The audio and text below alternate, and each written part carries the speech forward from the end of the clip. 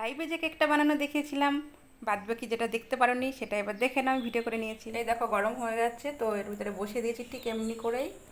এবার আমি ঢাকা দিয়ে দেবো, 20 মিনিটের জন্য ঢাকা দিয়ে রেখে দেবো।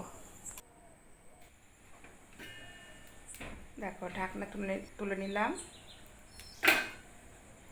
হয়ে এসছে মনে হচ্ছে, দেখবো হয়েছে কিনা। এই যে বাম্বু স্টিক এর সাহায্যে এখানে, এখনো হয়নি। দেখো ভিতরে নরম, তার মানে ফুলে উঠেছে, কিন্তু এখনো পুরোপুরিভাবে হয়ে যায়নি আর কি, নরম আছে, তো আরেকটু হবে। তো আমি এই যে 20 মিনিট পরে ঢাকনা তুলেছিলাম, এবার আরেকটু দিয়ে দেবো আরও 5 মিনিটের জন্য।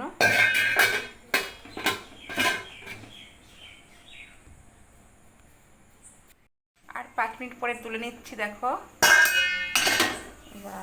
দেখো কত সুন্দর মিডিলে ফুলে উঠেছে, সুন্দর হয়ে গেছে। এইবার দেখবো মিডিলে দিয়ে, তখন একবার চেক করেছিলাম, লেগেছিল। দেখো একটু স্টিকে লাগেনি, তার মানে রেডি হয়ে গেছে। এইবার নামিয়ে নেব, নিয়ে আধা ঘন্টা কি 1 ঘন্টার জন্য রেখে দেবো ঠান্ডা করার জন্য, তারপরে ক্রিম লাগাবো। দেখো ঠান্ডা হয়ে গেছে। এবার দেখো যে পেপারটা আমি দিয়েছিলাম, যেহেতু বাটার পেপার আমার ছিল না, ঘরেতেই ছিল A4 সাইজের সাদা পেপার, সেটাই দিয়ে দিয়েছি। এবার তুলে নিচ্ছি, আর দেখো কতটা সফট হয়েছে, একটু তোমরা শুধু দেখো। এভাবে প্রেশার কুকারেও করা যায়, তোমরা চাইলে প্রেশার কুকারও করতে পারো। আর যারা ফুল রেসিপিটা দেখতে চাইছো যে কেকটা কীভাবে রেডি করলাম, তৈরি করলাম, অবশ্যই কমেন্ট করে জানাবে, আমি আবার নতুন করে তোমাদের ফুল ভিডিও দিয়ে দেবো।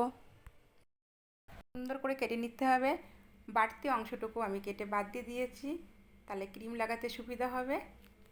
দেখো আমি আলাদা করে নিলাম।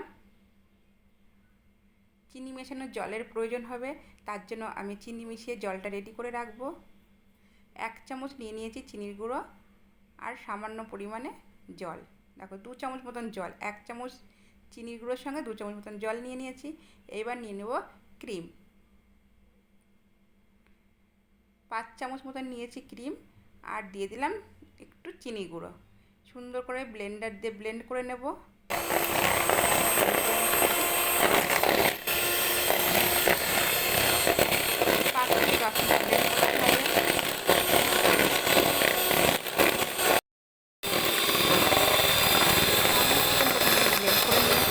তারপর দেখলাম যে এখনও নরম আছে, তো এই অবস্থায় কখনোই ক্রিম লাগানো যাবে না কেকে, যেহেতু গরম একটু সময় লাগছে।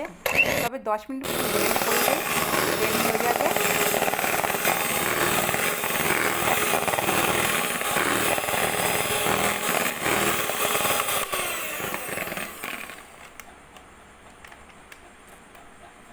দেখো যে পাত্রে আমি ক্রিম নিয়েছিলাম সেই পাত্রে ব্লেন্ড হয়েছে, এমন অবস্থা দেখো পড়বেই না, তখনই মনে করতে হবে আমার ক্রিম রেডি। এবার আমি ফুড কালার মিশিয়ে দেব, 2 ফোঁটা দিয়েছিলাম মাত্র ফুড কালার। কেক একটু কালারিং না হলে ভালো লাগবে না, তাই বললো মেয়ে যে একটু কালার করো, তো 2 ফোঁটা মাত্র দিয়েছি। এবার আমি কোণের ভিতরে এটুকু নিয়ে নেব, জাস্ট ডিজাইন করার জন্য, ওটা ফ্রিজে রেখে দিয়েছিলাম। এইবার চিনির জল আমি দিয়ে দেবো, 3 থেকে 4 চামচ চিনির জল দেওয়ার পরে এবার আমি ক্রিম দিয়ে দিচ্ছি। এবার সুন্দর করে পেঁচুলার সাহায্যে আমি ওটাকে সমান করে দেবো ক্রিম। তারপরে আরেকটা পার্ট কেকের, সেটা আমি উপরে বসিয়ে দিলাম। উপরের পার্টটাও একটু চিনির জল দিয়ে দিতে হবে, তাহলে কেকটা আরও সফট হবে। এবার দেখো ক্রিম দিয়ে সুন্দর করে ডিজাইনটা যাতে ভালো লাগে দেখতে, সেইভাবে আস্তে আস্তে করতে হবে। আস্তে আস্তে ক্রিমটা লাগাতে হবে। যদি মনে হচ্ছে গরমে গলে যাচ্ছে, একটুখানি ফ্রিজে রাখতে হবে। যেহেতু আমি কোনো রকম ডালডা দিইনি, তো ক্রিমটা একটু গলা গলা ভাব হতে পারে, তো একটু ফ্রিজে রাখতে হবে, রেখে আবার কাজ করতে হবে। দেখো সুন্দর করে শেপ নিয়ে এসেছি। এবার ফ্রিজের ভিতরে যে কোণটা রেখে দিয়েছিলাম ক্রিম ভরে কালার, ফুড কালার দিয়ে, সেটা দিয়ে সুন্দর করে আমি ডিজাইন করে নেব। ডিজাইন আমার প্রায় রেডি হয়ে গেছে। এবার উপরে হ্যাপি টিচার্স ডে লিখে দেবো, যেহেতু এটা টিচার্স ডে পালনের জন্যই তৈরি হয়েছে, মেয়ে নিয়ে যাবে। তো দেখতে থাকো। কেমন লাগলো ডালডা ছাড়া ক্রিম কেক? বাড়িতে অবশ্যই তোমরা বানাতে পারবে। তো সঙ্গে থেকো, দেখতে থাকো, লাইক কমেন্ট করো।